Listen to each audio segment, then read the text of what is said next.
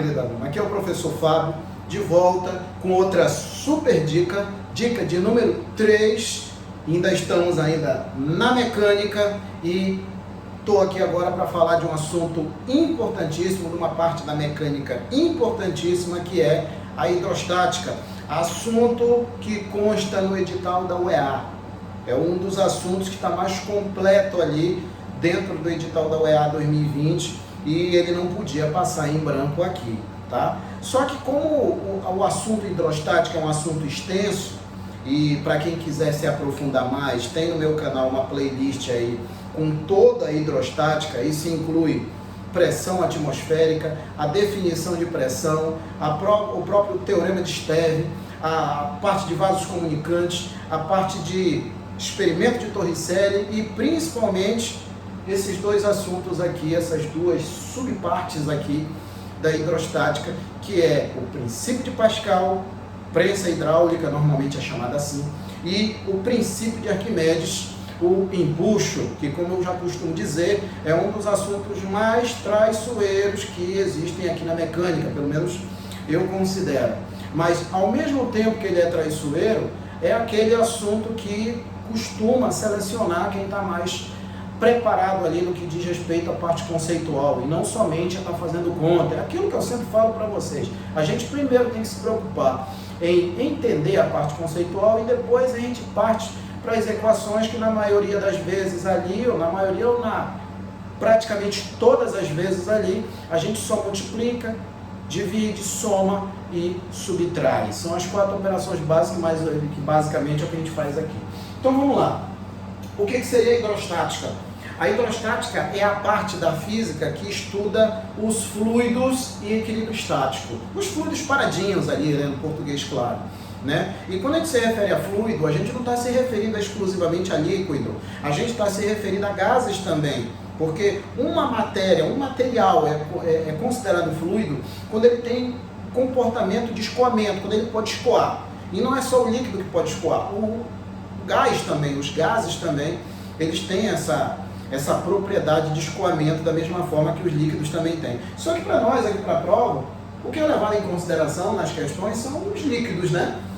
São só os líquidos que são levados em consideração na maioria esmagadora das vezes. Então, o que acontece? Dentre os assuntos que eu tenho dentro da hidrostática, como eu já disse, eu separei 2, que é a parte de princípio de Pascal e a parte de princípio de Arquimedes. Todos os 2 conceitos aqui, eles são baseados na definição de pressão e no princípio fundamental de toda a hidrostática, que é o princípio de Stevin, ou teorema de Stevin, ou já vi livro também que escreve lei de Stevin, né? Que diz simplesmente no português claro, que a pressão ela é diretamente proporcional à profundidade. Isso é intuitivo também, que vamos supor que a gente mergulhe no oceano, não é tão difícil do cara entender que quanto mais profundo ele for, mais pressão ele vai sofrer. E lembrando que pressão é uma razão entre o módulo de uma força sobre uma área. E outra coisa que eu costumo sempre chamar a atenção, a pressão, ela não é uma grandeza vetorial, ela é uma grandeza escalar, tá? E aí o que acontece?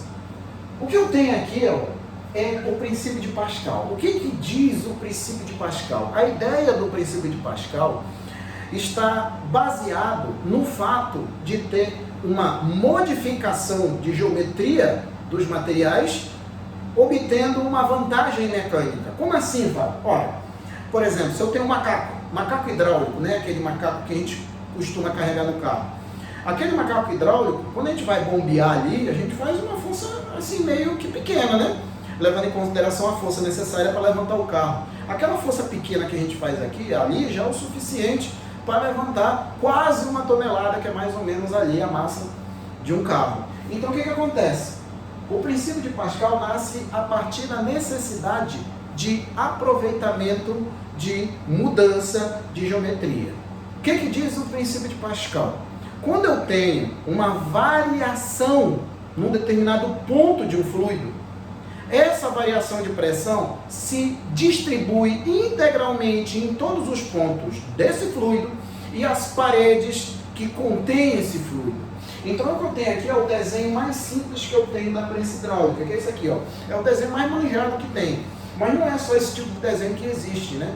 Eu já vi questão na própria UEA, onde é usado a ideia do freio, né? Você aplica uma força pequena no freio, e aí aquela forcinha que tu aplica, ela acaba sendo multiplicada de modo que acabe parando o carro, né?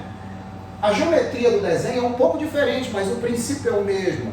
É tudo baseado no princípio de Pascal, tá? Então eu tenho aqui o desenho mais simples que eu tenho da prensa hidráulica. Eu tenho aqui um êmbolo, né? Um êmbolo, que esse êmbolo ele não tem atrito, né? A gente considera que não tem atrito com as paredes do recipiente. E tem uma área que eu estou chamando de A1. E aqui eu tenho um outro êmbolo maior, pode prestar atenção que o diâmetro dos êmbolos são diferentes, né? A área dos êmbolos são diferentes. Não é tão difícil de ver aqui que a área 2, ela é maior do que a área 1. Não é tão difícil de ver, eu já fiz questão de colocar aí visivelmente maior. E aí o que acontece? Havendo a variação de pressão, porque quando é aplicada uma força aqui, é aplicada uma força no êmbolo pequeno, essa força aplicada na área se transforma numa pressão, na verdade numa variação de pressão, que é uma variação de pressão no êmbolo 1. E essa variação de pressão, ela se distribui integralmente em todos os pontos do fluido, inclusive aqui embaixo. E aí o que acontece? Essa variação de geometria acaba me dando uma multiplicação de força, acaba aumentando a força no português claro. Então olha só, quando a força F1 é aplicada no êmbolo, essa força ocasiona uma pressão no fluido que acaba passando aqui pelos pontos do fluido e acaba refletindo, acaba resultando, melhor dizendo, numa força aqui embaixo desse êmbolo maior. Como a variação de pressão é a mesma, né? A mesma variação de pressão que tem aqui é a mesma variação de pressão que tem aqui, eu tenho essa igualdade aqui. A variação de pressão no êmbolo 1 vai ser igual à variação de pressão no êmbolo 2. Como eu sei que pressão é força sobre área, eu tenho aqui que força 1, que está aplicada no êmbolo 1, sobre a área 1, vai ser igual a força 2 sobre a área 2. O que eu fiz aqui? Eu botei tudo em função de F2. Por quê? Porque do jeito que está aqui, também não é tão difícil de ver que F1 é menor que F2. Ela vai ser menor. A força que vai aplicar aqui embaixo do êmbolo maior é muito maior, ela é multiplicada, ela acaba sendo multiplicada. Eu obtenho uma vantagem mecânica só com a mudança de geometria aqui. E dá para ver também por aqui, por meio da equação. É outra forma de ver também. Que F2 vai ser igual a 2 sobre A1 vezes, melhor dizendo, F1. Aí olha só, não é tão difícil de ver que essa razão aqui, ó, A2 sobre A1 vai ser sempre um número maior do que 1. E sendo um número maior do que 1, isso vai me resultar que F2 é maior de fato do que F1. Ou seja, qual é o principal objetivo do princípio de Pascal? Vantagem mecânica. No português claro, você aplica uma força pequena e como resultado você tem uma força multiplicada por 5, por 10, por 20, dependendo da situação, tá? Isso seria uma coisa. A outra, que é o item 2, né, é o princípio de Arquimedes, também chamado de empuxo.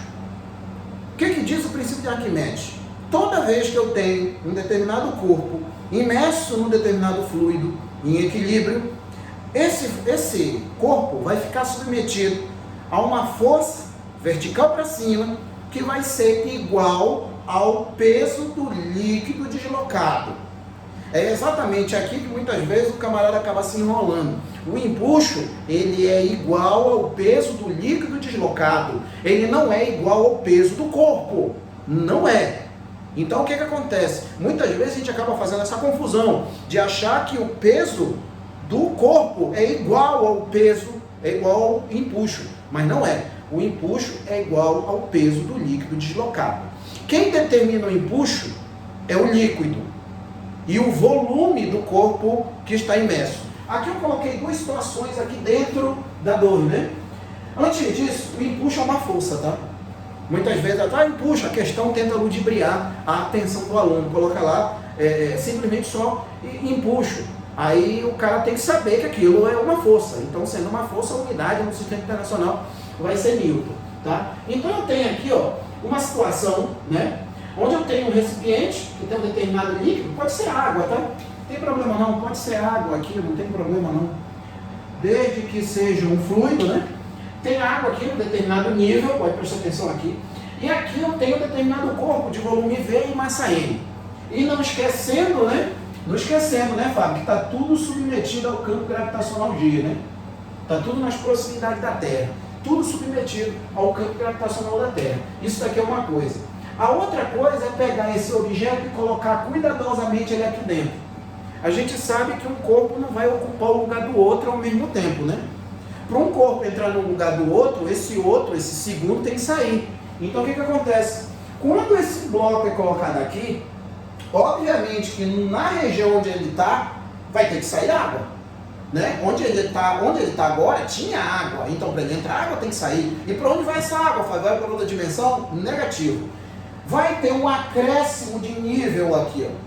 Essa parte vermelha que eu desenhei aqui é exatamente o acréscimo de volume, né? É o acréscimo de nível, melhor dizendo, se expressando melhor. É o acréscimo de nível. O nível da água subiu. Se eu tivesse como pegar essa variação de nível, essa água aqui aumentou de nível aqui, e medir o volume dela, eu vou ver que é o mesmo volume do corpo. Mas por que é o mesmo volume do corpo? Porque o corpo está totalmente imerso. Fábio, se ele tivesse parcialmente imerso, ou seja, pela metade, só metade dentro do fluido, seria só a metade do volume dele, tá?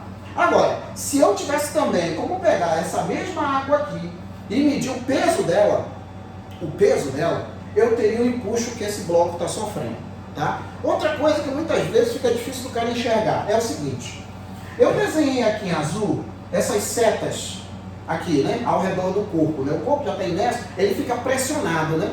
A gente se sente esmagado quando a gente começa a ir mais abaixo, né? Ou seja, é de acordo com o princípio fundamental aqui da hidrostática, que é a lei de Stevin, que a pressão é diretamente proporcional à profundidade. Ou seja, pode prestar atenção que à medida que eu estou descendo aqui, ó, as setas estão ficando mais compridas. Ou seja, essas setas, elas representam força que o líquido está fazendo nas paredes do recipiente aí. Eu costumo dizer que são forças de pressão. Forças de pressão entre aspas, tá? Isso não é bem correto não, mas eu costumo chamar que é força de pressão. Isso aqui, essas setas não são de pressão, são de forças que o líquido, que no caso é a água, faz na parede do recipiente aqui. E pode prestar atenção que à medida que eu estou descendo, o tamanho das setas estão aumentando. Por quê? Porque a força de pressão está aumentando. Já na parte de cima, onde está mais próximo da superfície, as setas são menores, porque as forças de pressão são menores. Já embaixo não. Pode prestar atenção aqui, ó, que as forças de pressão aqui embaixo, elas são maiores em comparação às de cima. Mas o que eu chamo a atenção são exatamente os tamanhos das que estão em cima e embaixo. Elas têm o mesmo tamanho. As de cima elas têm o mesmo tamanho e as de baixo também têm o mesmo tamanho. Quem não tem o mesmo tamanho são as laterais. Mas, olha só, pontos que estão na mesma horizontal estão submetidos à mesma pressão. Então, estão submetidos à mesma força de pressão, de acordo com a lei de Stevin. Então, essas forças laterais aqui, ó, elas vão se cancelar. Cancelar? A resultante na horizontal aqui vai ser zero. Aí a gente esquecendo agora as laterais, porque a resultante é zero, e a gente olhar só para baixo e para cima, a gente vai ver aqui, ó, que eu posso considerar que eu tenho um vetor pequeno apontando para baixo e um vetor grande apontando para cima. E aí fica fácil, né, de eu saber para onde que aponta a resultante. A resultante vai apontar verticalmente para cima, porque as setas, as forças de pressão que apontam para cima são maiores. Então a resultante vai ser uma força vertical para cima. E essa força vertical para cima é o empuxo. E nota o seguinte, esse bloco aqui, ele não está encostando no fundo. É um detalhe que a gente tem que observar, porque também existe o empuxo não arquimediano, que aí já é outra história aí, tá? Que não é muito comum isso nos nossos vestibulares normais aqui, mas é uma coisa a ser observada também, a gente tem que ficar atento com isso daí, tá? E aí o que acontece? Então esse bloco ele vai ficar submetido a uma força vertical para cima, né? Que vai ser a resultante de todas essas forças aqui de pressão, que vai ser o empuxo. E aí que vem, o empuxo, ele não é igual ao peso do corpo ele é igual ao peso do líquido, porque o empuxo é uma força, o peso do corpo é outra, tá? O que acontece aqui é o seguinte, eu fiz um diagrama de corpo livre aqui, aí fala, mas olha só, tu está falando que o empuxo não é igual ao peso do corpo, só que tem que ver o seguinte, isso aqui é um diagrama de corpo livre, tá?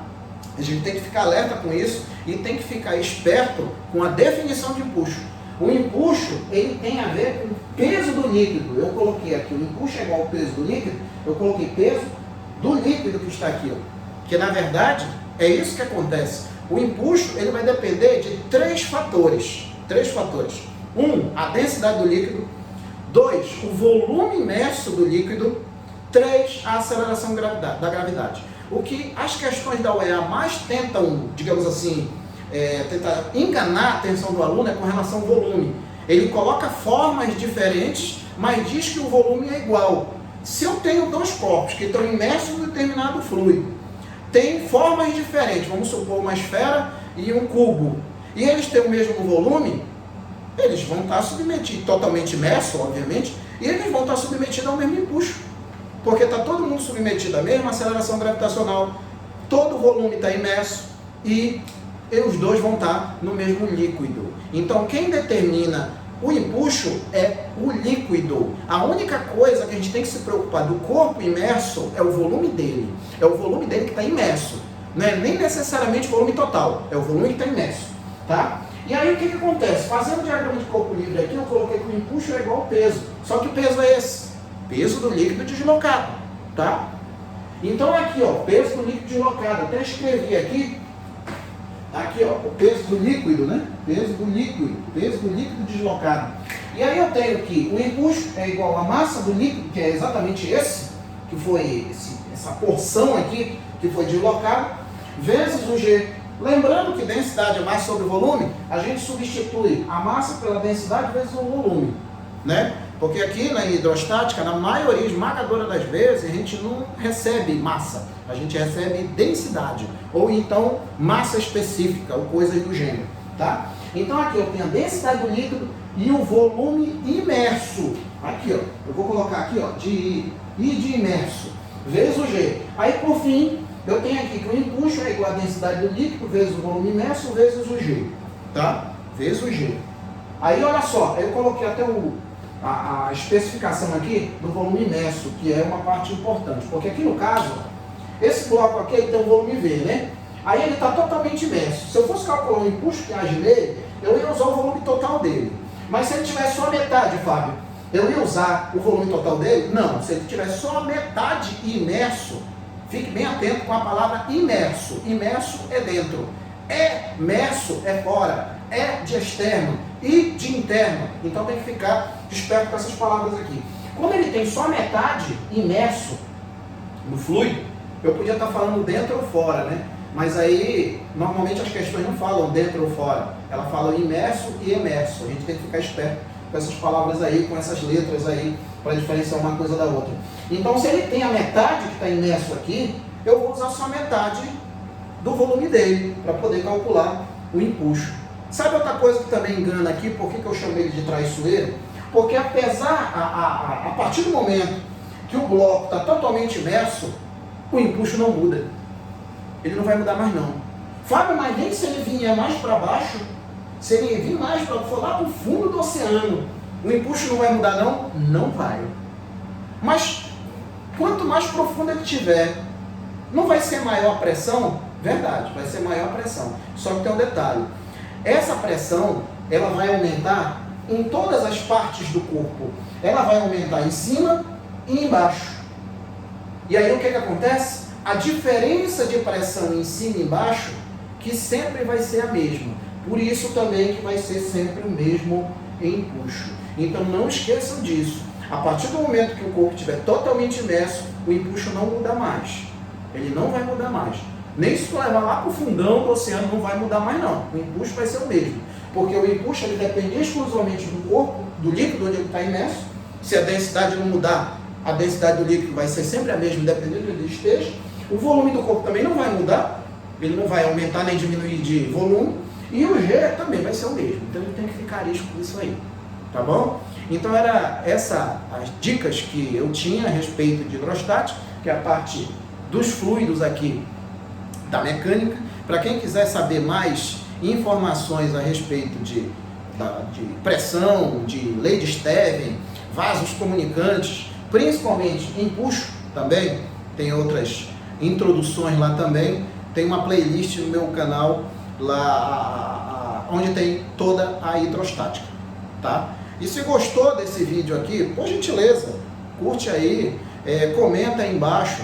Fábio, tem alguma coisa que eu queria que tu acrescentasse, estou com uma dúvida aqui, manda aí nos comentários, cara. Manda aí, isso aqui é uma iniciativa minha mesmo. Eu estou pensando não somente em mim, eu estou pensando nos alunos também que de frente com toda essa situação de crise sanitária que a gente está passando aí, eu também estou pensando nos nossos vestibulandos aí do Amazonas que não tem condições tenha mais condições de estar conseguindo fazer, tá? Então aproveite a oportunidade, se inscreva no canal aí e assista às aulas que estão todas disponíveis aí, pelo menos até o dia da prova, tá bom? Então era essa mensagem que eu tinha aí do assunto hidrostática. Tamo junto aqui para estudar a física da forma que ela tem que ser estudada, tá bom? Então abração, fique com Deus e até a próxima dica 4, que eu vou fazer nos dias que vem aí, tá bom? Tchau!